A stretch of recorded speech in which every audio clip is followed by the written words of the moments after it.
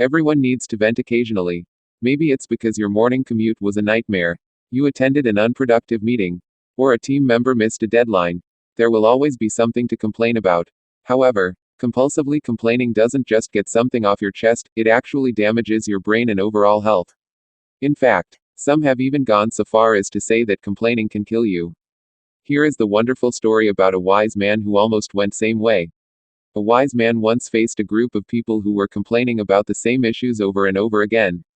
One day, instead of listening to the complaints, he told them a joke and everyone cracked up laughing. Then, the man repeated the joke. A few people smiled. Finally, the man repeated the joke a third time but no one reacted. The man smiled and said, "You won't laugh at the same joke more than once. So what are you getting from continuing to complain about the same problem?"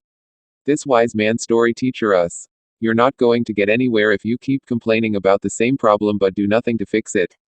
Don't waste your time complaining, expecting other people to continue to react to your complaints.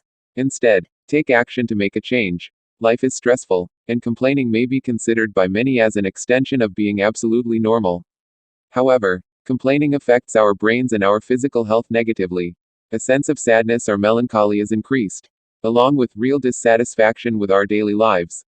Negative stress can also exacerbate chronic health problems, such as diabetes or asthma. Other physical complaints may include increased headaches, joint pain, and depression. One way to combat these symptoms is through learning how to stop useless complaining.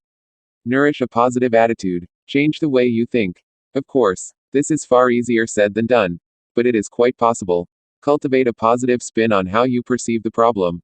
For example, it is easy to stress over having the perfect child, job, or date, except that life is just plain messy. No one and no situation is or can be perfect. Accept the situation for what it is and move forward. Keep the pro side heavily weighed against the negatives. When you inevitably experience setbacks, move forward and remember that everyone has them. Learn to adapt. The only sure thing about life is that nothing stays the same.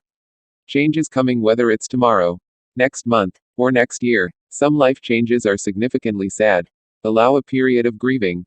Sometimes, setting a daily time to be sad about the change can help. Acceptance of a situation helps you to adapt positively to life's changes. Take up the challenge of seeing the positive in a situation, even if it is a small good. Think of the experience as an opportunity rather than an untenable obstacle. Be responsible. Own your mistakes, but never the mistakes of others.